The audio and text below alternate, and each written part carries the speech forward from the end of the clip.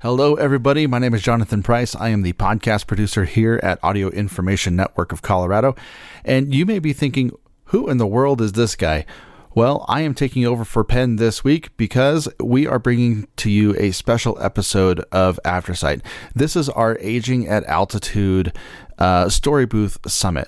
And we got to sit down with people from all walks of life, all types of career paths, and young and old alike. And it was so cool to hear some of these stories. We have stories ranging from people climbing Pikes Peak after only being in Colorado a few months to people whose dads played with some of the most famous musicians in Vegas, to music therapists, to, well, basically you name it. So I'm going to shut up and I'm going to let you hear some incredible stories. If you have any questions, please visit us at aincolorado.org.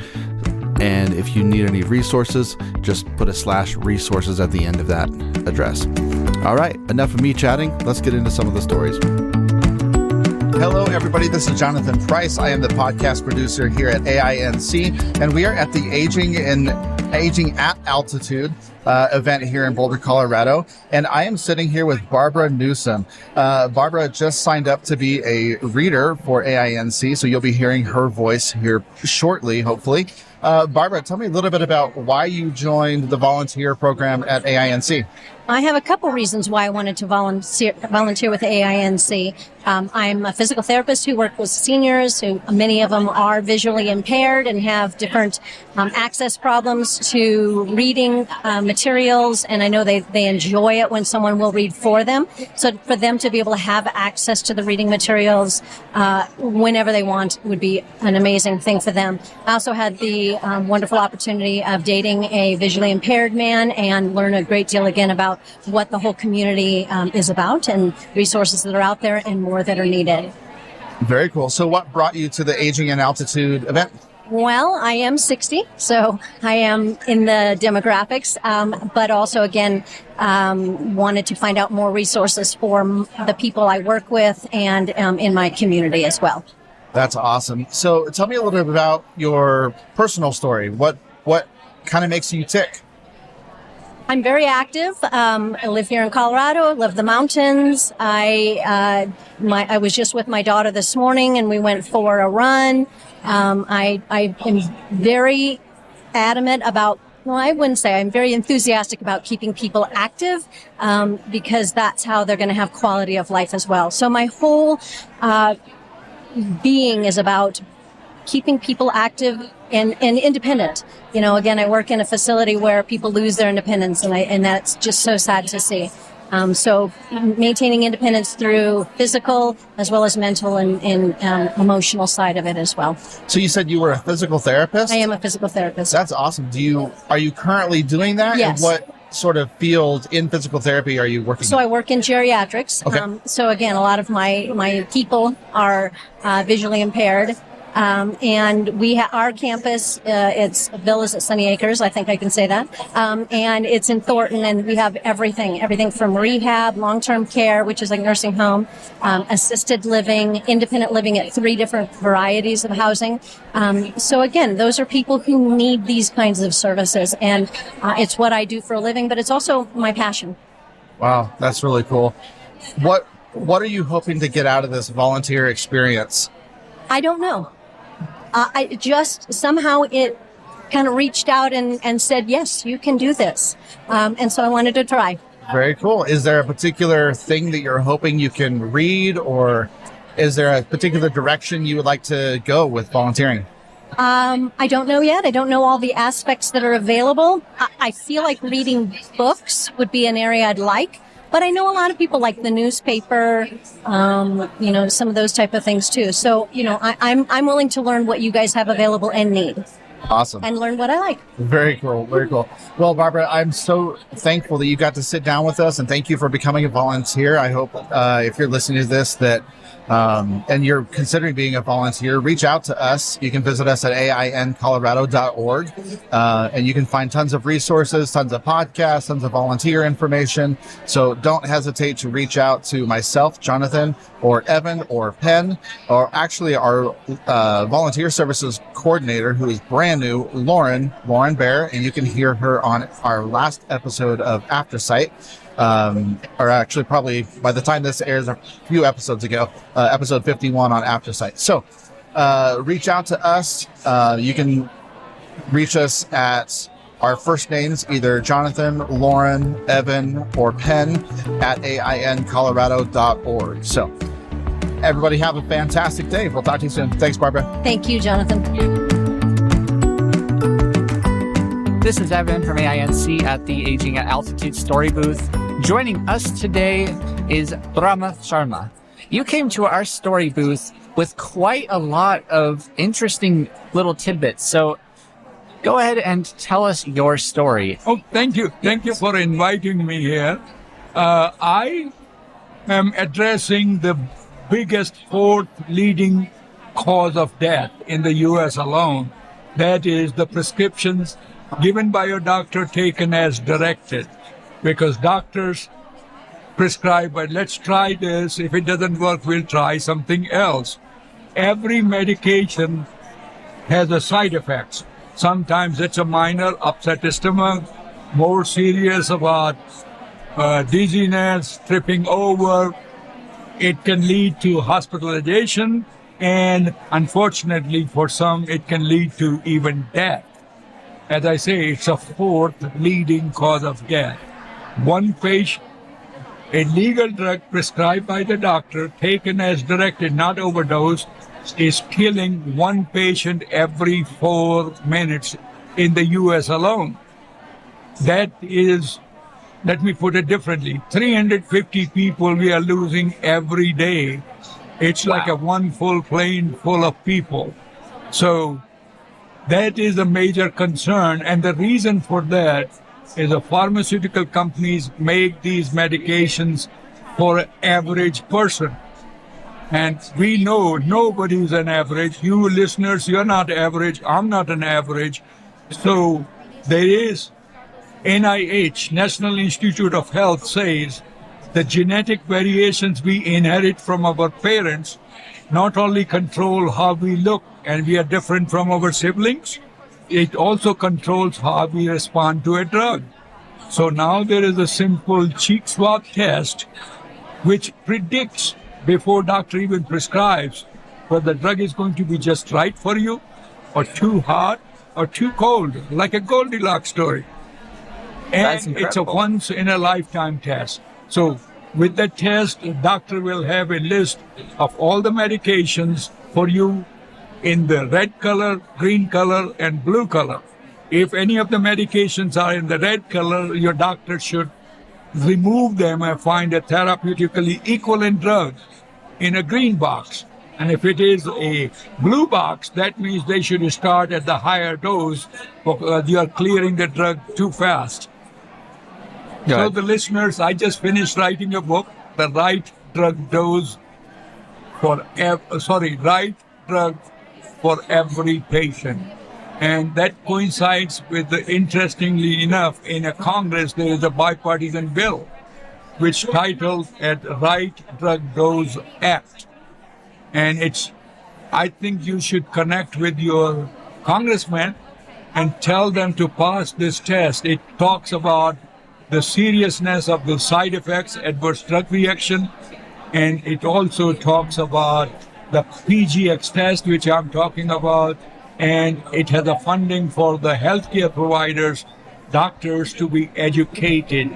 In fact, FDA has a list of 200 plus drugs where they are strongly recommending this PGX test before or soon after prescribing those.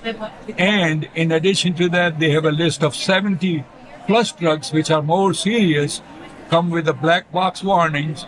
They are requiring this test. Let me repeat, requiring, but most of the doctors are still ignoring it. If any listener wants to get my book, I'll be glad to send you the manuscript, no charge. Email me at brahmasharma@hotmail.com. That's a BRAHMASHARMA. My telephone number, 303-956-4693. And at the last page of the book is the link for that Congress bill. So review that, contact that. And with my email, I'll also send you a letter. You can take it to your doctor and say, Doc, I'm concerned about my medications. Please read this letter and find a progressive doctor if your doctor is not. And it gives your doctor, all the doctors actually, a list of the drugs in a colored green, red, Color coordinated. blue. Just like you're driving, red, it's not recommended for you. Green is good. And blue is where you are ultra fast. Your drug is leaving your body too soon before it has chance to work. In that case, doctor should give you a higher dose to start with. Gotcha. And green is the ideal. Red, they should stay away. In fact, using that test, there are reports out there, they can reduce the number of drugs you are on. It's a benefit for everybody, and it's a lifesaver. So share that with not only with your own doctor, but your friends and relatives. Anybody who's on medication. I have done my test, and guess what? I cannot take opiates. And that's the first thing doctors are giving you as a painkiller. Yes. I and just it's wonder why dangerous. they call it a killer. It's a literal killer. It is. It is. And in fact, in my book, I say the addiction to the opiates start with a prescription given by a doctor taken as directed. So if your gene is not acting well, your pain keeps coming back. You need more and more opiate doctors are giving you. Pretty soon you get addicted to morphine, which is an active drug. And then what happens? Some of you go around the spiral. doctors, get multiple prescriptions. Pretty soon you start stealing. Children start stealing from the parents. Parents start stealing with the children. And eventually it goes down to a street level, which is a major problem. So if the doctor stopped that prescribing to the wrong people, that's the first thing. Yes. Any other questions I may answer? Well, it sounds like there's literally no downside to taking this test. Like everybody and their mother, their puppy, they should all take the test. And so you'd mentioned that to get your book, send you an email. And for those who didn't catch the email, we will definitely put it in the show notes. And that's how your book is available. It's not available anywhere else other than your At email. the moment, it's about to be printed. But right now, I'm glad to send you electronic manuscript. And Okay. again, my name is, book would be about $30. Okay. And so again, my email address is Brahma Sharma, BRAHMASHARMA At Hotmail. hotmail.com. My telephone number is 303-956-4693. And a little bit of my background, I am a retired chemist from pharmaceutical and medical device industry. Oh, that's And when I perfect. got aware of this seriousness of adverse drug reaction, I decided to write the book. And coincidentally, Congress is listening. So go support that Congress, and we can all get a personalized medication. And spread the word. And That's the spread best the thing. word and save your life. Exactly. That's Save more your life and important. everybody else's. Oh, one more thing. Yes. Insurance companies are paying for the test. Oh, good. And So nobody has to pay for it. no. Well, we don't. And in my book, I say this test should be given to every child right after they are born. So they will never have a non-personalized medication or guesswork from the doctors. This sounds like a game changer. So thank you so much for coming to our story booth and sharing all of this wonderful information. Hey, it's my pleasure. Thank you for inviting me. Absolutely. Next up today, we have Dory Gunn. Yes, another unique and cool last name, right? What brings you to the Aging at Altitude today? We have a booth set up for Chris Mortuary. Oh, very good. May I ask what Chris Mortuary is really quick? So we actually have a mortuary and a cemetery where we take care of families at their passing. Tell us why you're sitting down at the story booth today. What story would you like to tell us? I would like to tell you about my father. So my father was in the military at the Air Force Academy in Colorado Springs, and he played for the Army Band. He did things in New York, and after he graduated from college, we lived in Las Vegas. So my father played for Elvis Presley, Frank Sinatra, basically any big names, Tom Jones, any big names that came into Vegas in the 70s, he was the requested trumpeter. He also taught college. He was a jazz musician, and he, at his time of passing, was still playing and teaching at a community college in Kansas. Wow, that's really incredible. And you said he was a trumpet player. He was a trumpet player. His parents actually owned a music store, and he could play any instrument. What is your favorite memorabilia from his time? So there was a couple times when I was very young, when he played for some of the superstars. Oh, yeah. They would, when they couldn't find a sitter, they would have me sit in the light booth with the light people that ran the lights. So That's cool. So yeah, Elvis Presley, Glenn Miller, I mean, all of the famous musicians that we know and love today were still alive and well at that time. So that's pretty cool that he got to actually meet those people. And was the trumpet like the only instrument he played, or did he actually try and take on some other ones too? when he played for the Stars, it was just the trumpet. He was known for hitting high C's, which I guess... That's pretty hard to play, isn't it? Yes. So that was his claim to fame. That's pretty incredible, though. May I ask when he... I know this is not the funnest topic, but I would like to know, when did he pass? He passed in January of 2020. Okay. Yeah. I'm sorry for your loss. That's pretty recent, but that is an incredible story. Thank you so much for telling us. That is wonderful. My biggest thing is he was playing music till the day he died. Well, Dory, thank you so much for taking the time and letting us interview you today. We hope you had a good time. I did. Thank you for letting me share. Yeah, definitely have fun today at Aging at Altitude. There's plenty of swag, and it's going to be a good time for everybody. Yes, it will be. Thank you.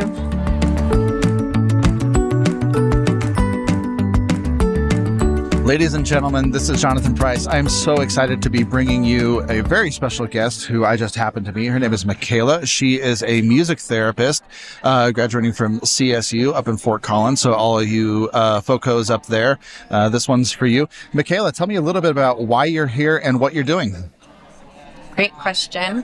So although I am a board certified music therapist, I work in dementia care in Longmont. So I'm the activity director there. And I bring my music therapy skills a lot into my job when I'm leading activities. Why am I here? I'm here with our marketing director to help out with the booth. I was also invited to present on the benefits of music therapy for individuals with dementia. So I'll be doing that in just a few minutes here. Very cool. Awesome. So for those of you out there who don't know what music therapy is, give us a brief overview and kind of explain why music therapy is so beneficial and what it is. Okay. I'll quickly break it down the best I can.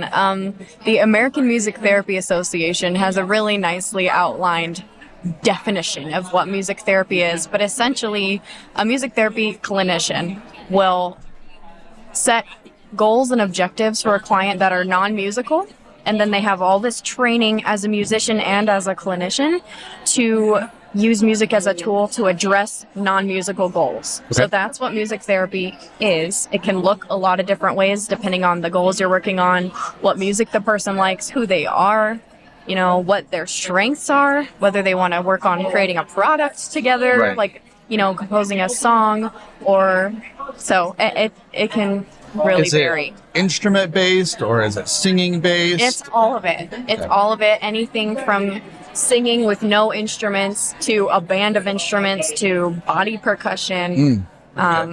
Yeah, it can be, as long as the music therapist is using it for a reason in a clinical sense. So give me an example of a reason that I would bring in a musical therapist for something I'm working on. Just in general? Yeah, in Or general, like your- is it trauma based? Is it to Okay. help with like grief and loss, or Yeah, what are it some of the can be. scenarios that you can use Music therapy can be used to treat all areas of functioning. So a lot of times a music therapist will work on a team of, other clinicians, physical therapists, occupational therapists, speech therapists, because really what music does is it uses a widespread network of neural mechanisms. Okay. So it reaches all of these different areas, and it kind of employs multiple functionalities towards one goal. And so Okay. it can strengthen the skills that the person is gaining that they're working on in their therapy session. So it can be emotional based, it can be related to talk therapy, grief processing, trauma, but it can also be very physical. Music therapy is used a lot with, like,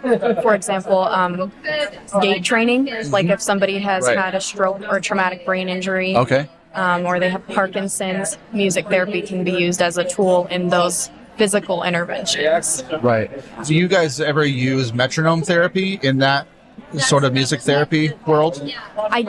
Yes, metronomes are actually used quite frequently in the gait training techniques. I don't know the term metronome therapy though, so maybe you could. So in some of the music experiments that I've dealt with, kind of like what you're talking about with the gait therapy, where you use either a ticking metronome or a beep or some sort of automatic pulse that's constant, and you use that to reprogram the brain into Yes. more healthier Yes. situations. Yes.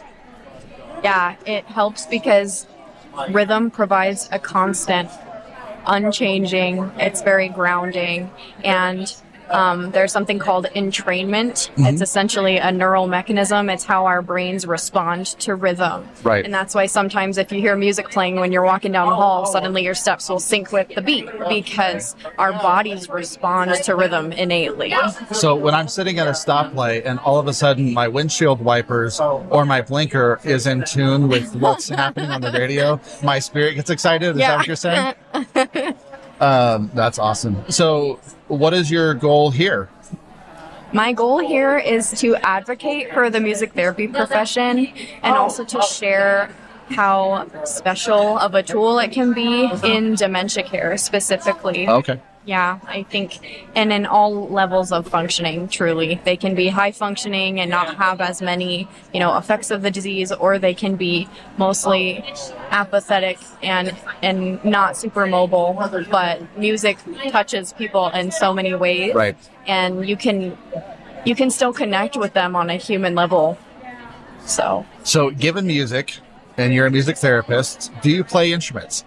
yes. What do you play? The music therapy training at CSU requires voice lessons, guitar class, piano class, and percussion techniques. So those are the 4 basics. I also play the tuba and the flute. Nice. Very cool. Very cool. Marching band? Definitely. Not in college, but in high school. I could never get on board with marching band. I was always orchestra and jazz band and choir. I love jazz band. Yeah, me too. Okay, so you're giving a speech in just a few minutes. Yes. Give us a preview of what that speech is going to sound like. Are there any takeaways that you want our listeners to know? Yes, in fact, it is very closely related to what we just talked about. It's about the benefits of music therapy for dementia. Okay. For individuals with dementia. So basically what I'm going to do is give a crash course on music therapy, a crash course on dementia, and then they'll converge and I'll discuss how those interventions can be used for the treatment of symptoms of dementia. Okay. And I'm just hoping that people leave feeling inspired to learn more and also recognize music therapy as a valid clinical treatment. Very cool. Well, in closing up, how can people get a hold of you? How can they figure out, or how can they find out more about what you're doing? If you have questions about my work at Alta Vita, you can always call the Alta Vita Memory Care Center and ask for Michaela. I'm the activities director there. You can also email me if you have questions. My name is Michaela Findley, and it's Mikaila Findley, Findley @gmail.com. Very cool. And do you guys have a phone number for your facility? Yes, it's 303-300-3700. Fantastic. All right. Well, Michaela, it's been such a great conversation with you. Good luck with your speech, and we'll talk again soon. Thank you so much.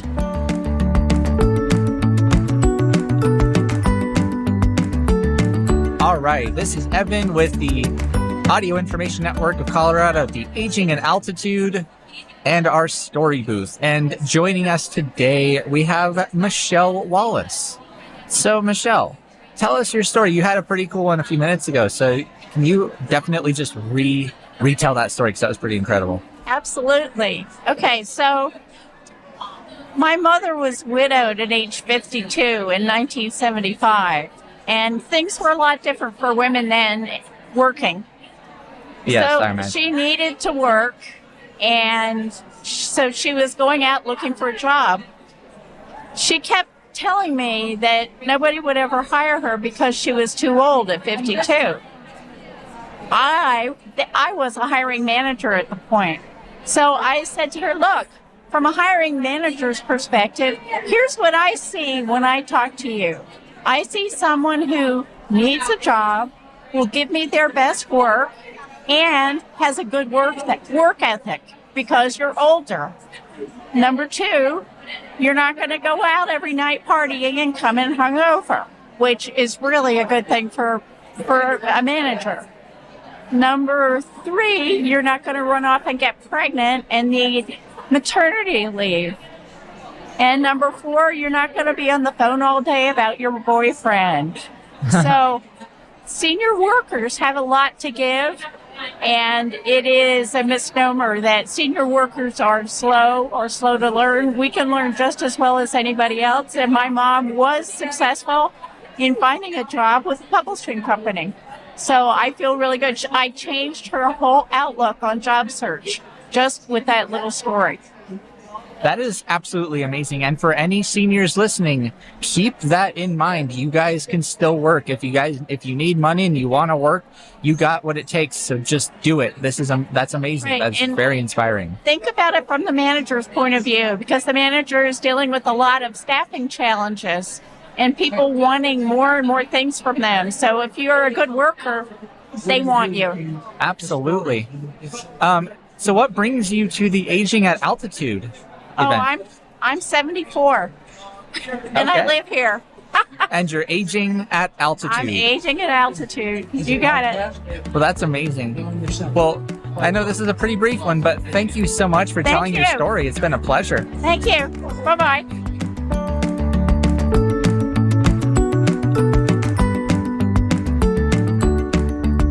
Well, hello, everybody. This is Evan from AINC at the Aging at Altitude story booth. And joining us today is Mickey Schuett. Smicky, what brings you to the story booth today? Tell us the story you would like to tell. Well, I'd like to tell you the story about how I got to Colorado, because it disrupted me in 1967 when I got my draft notice for the military for Vietnam. And I decided to join the Air Force, and I ended up in Colorado after basic training, and I just fell in love with Colorado. I mean, I wasn't here but 6 months, but it made a distinct impression on me as a wonderful, wonderful place to live. But as I was saying, I was in the military, so I got shipped around a lot and went back to Chicago where I grew up and kind of stayed there, got married and had children. And in 1995, I was sitting in my office in Chicago on the 16th floor of the Merchandise Mart, And a guy walked in and he said, "My God, you've got the most beautiful view in the world." He says, "You've got the river running by. You've got all the beautiful buildings and all that." And I turned to him and I said, "It's concrete and steel." And it just hit me. I mean, it was the weirdest thing in the world. Here I am in my job and very successful at what I was doing. And I quit my job the next day and called my son in Hawaii. And I said, "You got to come home. I'm moving to Colorado." And he goes, "What do you mean you're moving to Colorado?" I said, "I quit my job." I said, "I'm moving to Colorado. I don't have another job. I'm just going to move to Colorado." And I figured I still young enough at the time, I'd be able to find another job.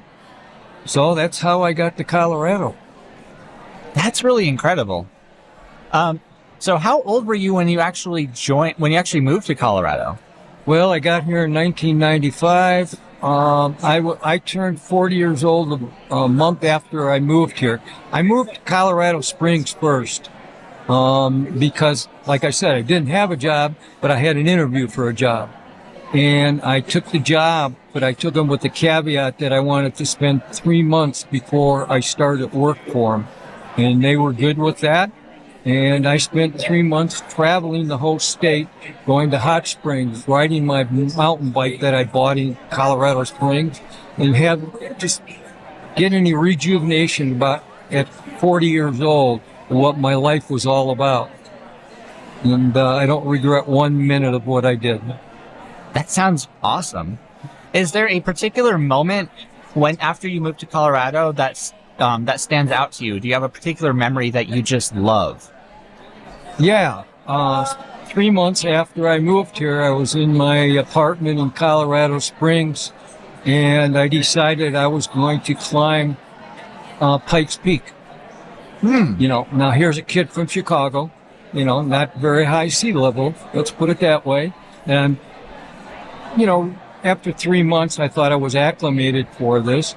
So I took my backpack, got my water, and got my mountain bike, and I rode my mountain bike up to the base of Pikes Peak, and then parked it and locked it up, and I hiked Pikes Peak. That is incredible. Wow. Yeah. So that was a defining moment for me, because when I got to the top, I mean, I met people. It was cool because I met people walking and hiking, and I met a guy, and he said, "Well, it's my birthday." And I said, "Well, it's my birthday." He was 30 years old. I was 40. And we hiked together. We ended up hiking together to the top of Pikes Peak. Wow. Did you guys become hiking buddies? No, that was the last time I saw the gentleman. Bummer. Yeah.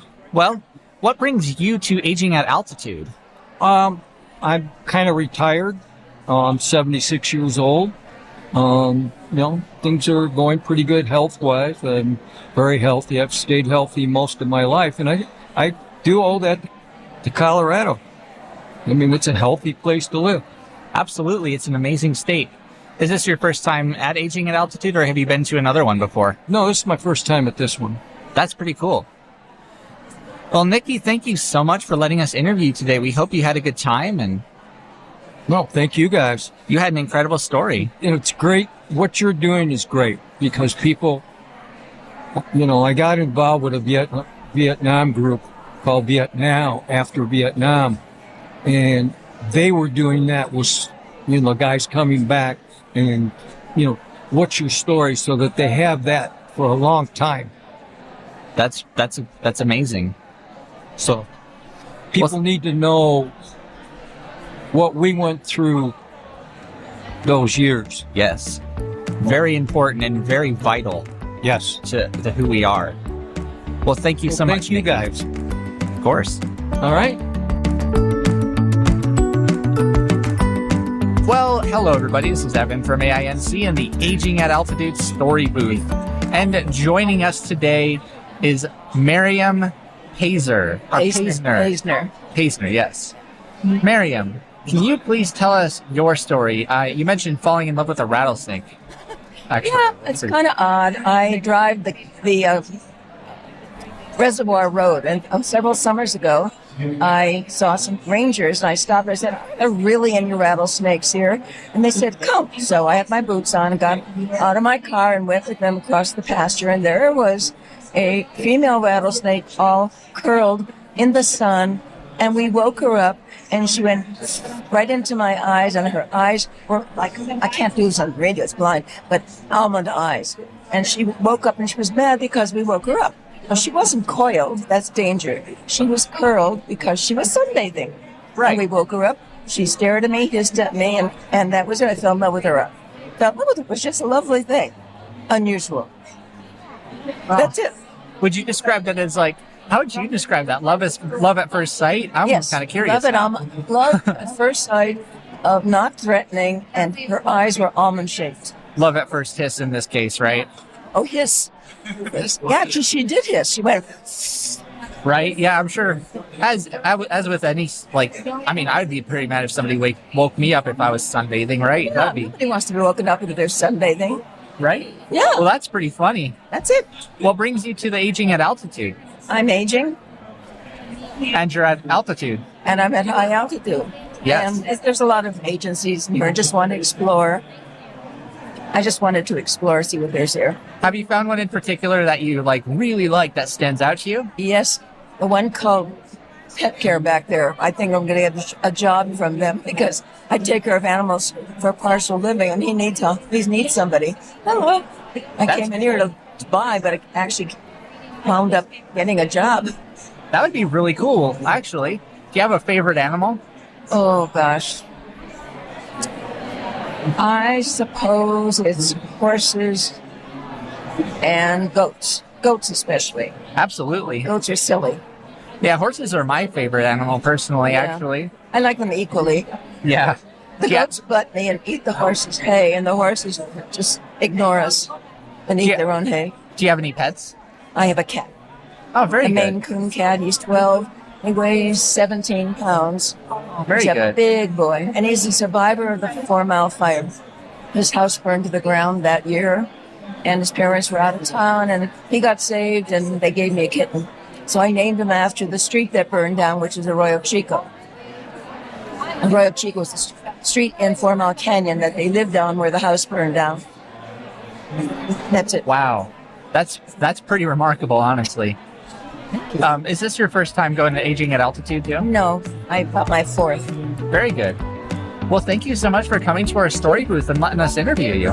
You're welcome. Thank you for being here. Bye. Hey, this is Evan Starnes, audio production technician. We're at the Aging at Altitude event, and joining us today is Rebecca Million. Rebecca, there's a few things I'd like to know. Firstly, how did you get that last name? Because that is a very unique one. Well, I was just telling a friend of yours how I received this last name, and it's spelled exactly like it sounds like. It's Million. Mm-hmm. And my grandfather originally came from Ukraine, from a town called Zhytomyr. And originally the name was Galdmilion, which is a Jewish Ukrainian name. And he came to America, and it was changed to Million. Very good. Okay.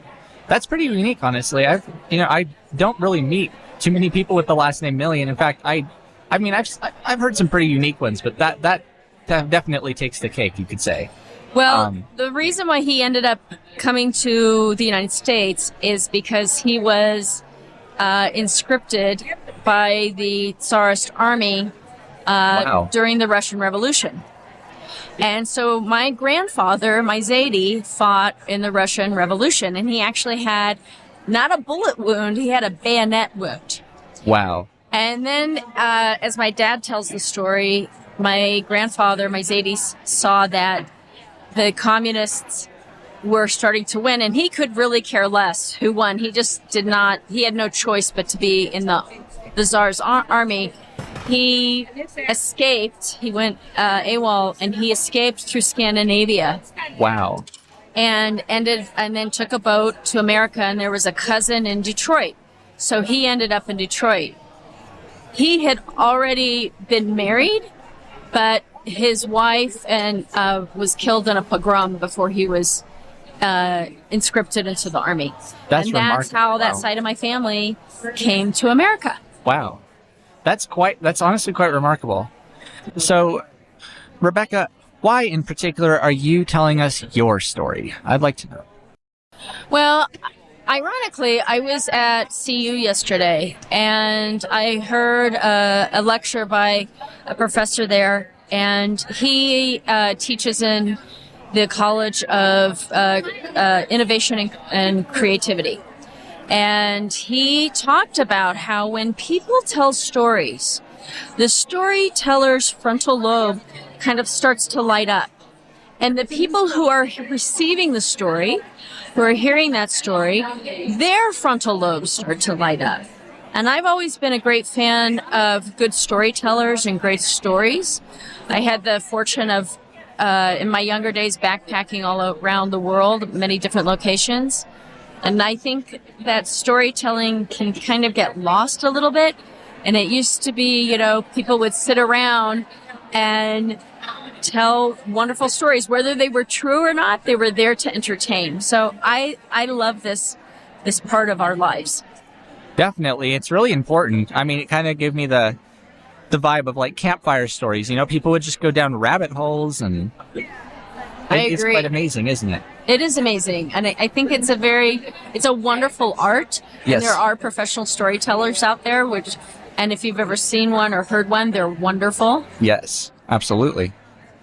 Well, lastly, what brings you to the Aging at Altitude event today? Well, thanks for asking. I work for Christ Mortuary and Mountain View Memorial Park here in Boulder. The cemetery's been here since 1947, and the mortuary's been here since the 70s. And I am a universal counselor, which means I assist people in pre-arranging, pre-planning their end-of-life plans. I also act as a funeral director and a director for the cemetery. And I love the families. That's why we do it. Our whole staff. It's always about the families. Absolutely. Family is important. I think without family, I mean, I don't know what you'd have without family. It'd be kind of sad, wouldn't it? It would. And I have to say that one of the things that I benefit from in this position is that I get to hear so many stories about loved ones. Oh, yeah. And I meet people I would never get to meet, and I get to learn about some amazing people. And not that they, cured a disease or that they were president of a country. Some people were amazing just by the way they conducted their life and how they treated people. Oh, and I've definitely. learned so much that way. Absolutely. Well, Rebecca, thank you so much for taking the time to come to our story booth today. I hope you had a good time. And I had a great time. Thank you so much. I think what you guys are doing, the work here is really important. well, we really appreciate it. Thank you. Thanks.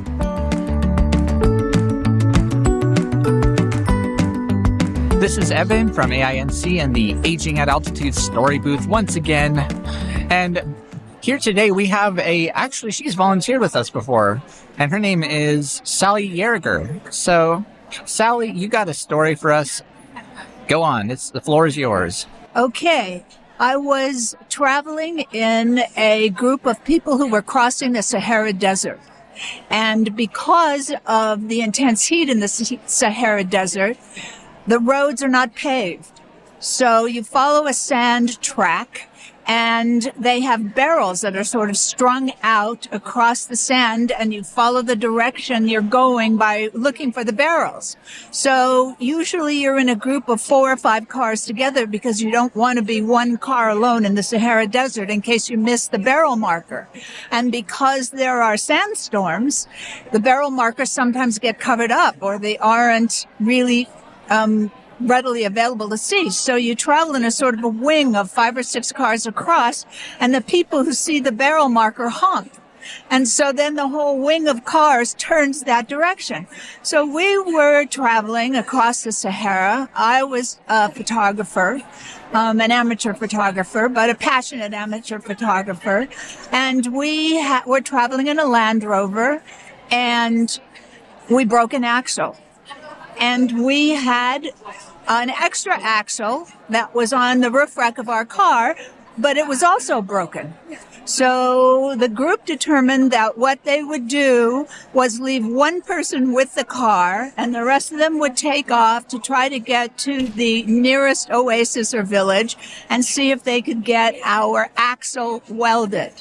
So I'm sitting alone in the middle of the Sahara Desert, and it's about 120 degrees, and I'm sitting in the shade of this car with a kind of a tent off the side of it, and I'm kind of drowsy. It's hot. I'm drinking water, and I look out on the horizon and I see these funny little dots on the horizon, and I can't figure out what they are. So I keep watching, and they're getting larger and larger, and I realize they're coming toward me. And I think, okay, well, this could be a group of bandits, in which case I have no defense. I mean, they'll just take all our stuff and that'll be it. But there was something funny about the size of the little black dots. They kept getting closer and closer and closer. And then I realized that none of them were very tall. It was a group of children who were coming toward me in the middle of the Sahara Desert. So they got to me and they started talking to me, but we didn't have any common language. I could speak a little French, a little English, a little Spanish, and I could speak a little bit of Swahili, but that didn't do any good. And so eventually the kids drew a picture in the sand, and the picture was of what looked like a woman lying down in the sand. And they kept pointing to my hair color and pointing to the woman and saying, Yuta, Yuta. And then they grabbed my hand and they wanted me to follow them. And I realized there was somebody who looked like me who was sick, maybe in the village where they came from. And I thought, I shouldn't go with them. It'll be dangerous. And then I thought, but if I don't go, will somebody be in physical danger? And I would always wonder what happened. So I left a note for the other people in my caravan who were off getting the axle welded. I left it taped to the steering wheel, and I started walking across the desert with all these children. And eventually we came to a little village of kind of mud huts. And usually when I walked into that kind of village, I would make note. I would say only right turns or only left turns, or I would count the number of turns so I could find my way out, because there are no street signs. But I got lost in this village right away and just walked as far as I could with the children. And they came to a particular hut, and I went in, and there was someone who looked like me lying on the ground, a young woman who had blonde hair, and she was not conscious. And the children were pointing at her saying, Yuta, Yuta. And so I went up to her and I felt her forehead, and she was very, very hot. And then one of the children pulled a blanket away from her leg, and there was a big red streak running up her leg. And so I realized she had some terrible infection, and I had brought with me a rudimentary first aid kit, but I hadn't had first aid classes since high school. I had no idea what to do. So I got some water, and I tried to put an antibiotic in her mouth, but she couldn't swallow. So then I saw that there was this stone thing that you use to grind grain. And so I took some antibiotics and I ground it up and I put water in it and I made a paste and I stuck it in her mouth on her gums. And so then I was very tired because I had walked miles across the desert and it was nighttime, and I thought, all right, I'm just going to stay here with her. I'll sit beside her. And I fell asleep. And the next thing I knew, I woke up. Somebody was calling my name, and it was the woman who had been ill. She was sitting up, and she said her name was Yuta. And she said she was a Peace Corps volunteer and that she had some kind of injection of something to keep her from getting sick from malaria, and that the injection site had gotten infected.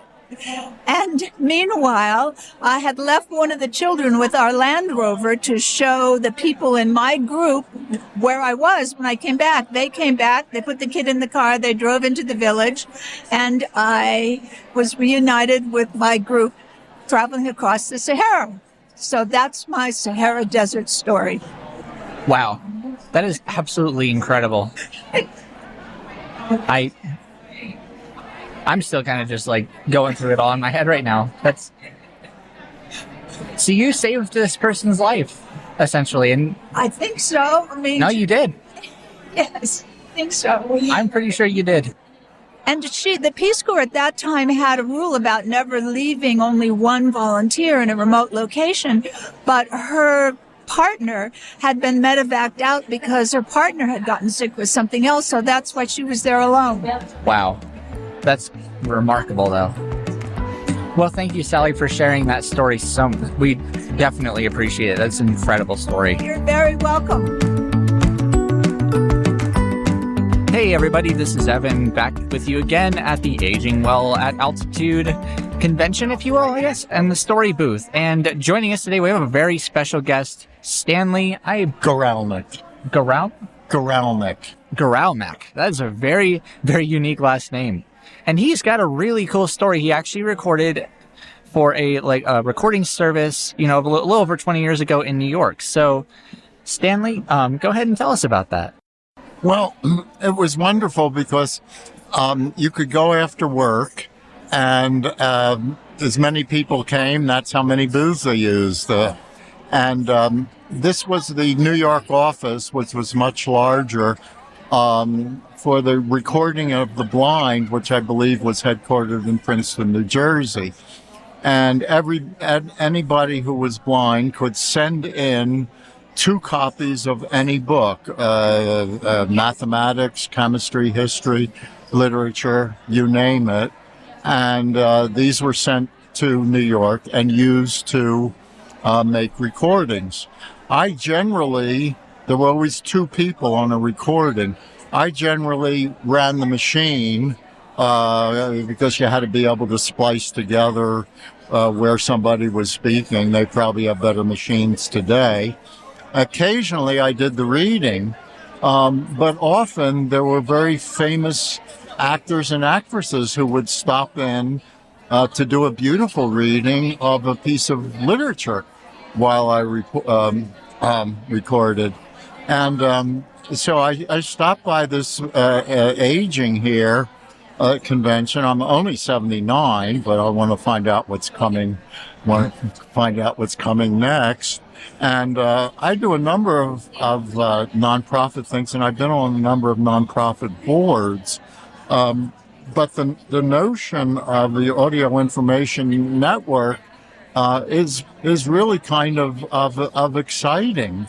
It sounds as if they could use my experience in finance and on other boards to maybe help out with the financial analysis. Yeah, so it looks like you're fixing to be a member of our board yet, but just checking us out.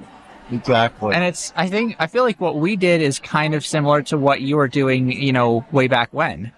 Yes.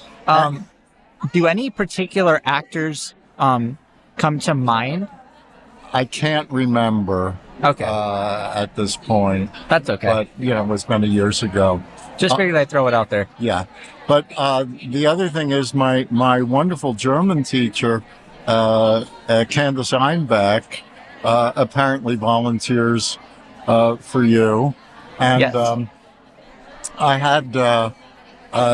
she had told me this some time ago, and I don't like Zoom meetings, but now that you're going back to regular, it's an organization with a purpose and a function, which I think is really important. Not to mention the fact that my doggie goes for half-day dog care 3 days a week, Monday, Wednesday, and Friday, at Arapahoe Animal Clinic. Okay. So I'm kind of familiar with the area. Thank you so much for just, letting us interview you today and telling your story. It was actually kind of cool. The pleasure, Evan. All right. Thank you so much for joining us for this special edition of Aftersight and the Aging at Altitude event. I hope you guys enjoyed it as much as I did. Some of the stories I still find myself reeling over. And if you would like to hear more stories of people overcoming their vision loss, please visit Aftersight. Stay tuned here as we are ramping up season 2 of Aftersight, and Penn is doing a fantastic job, and she will be back next week with a special guest. So stay tuned for that. Also, if you are listening on Spotify or Apple Podcasts, please give us a like, subscribe, and if you can hit those 5-star notifications and 5-star ratings, leave us a review. That would really help us to spread the word about Aftersight. We do also have 2 other shows, Blindsight, which focuses on behavioral health and mental health, and that is hosted by Bill Lundgren, so make sure you check that out. And we also have our very own Topic of the Month, hosted by Kim Wardlow, our director. So please visit those. You can visit that at aincolorado.org or find those on Spotify, Apple Podcasts, or anywhere that you consume your podcast. All right, Jonathan Price signing off for Penn Street and Aftersight. Thank you so much. And as always, be kind to others, be kind to yourself. You never know who you may bless.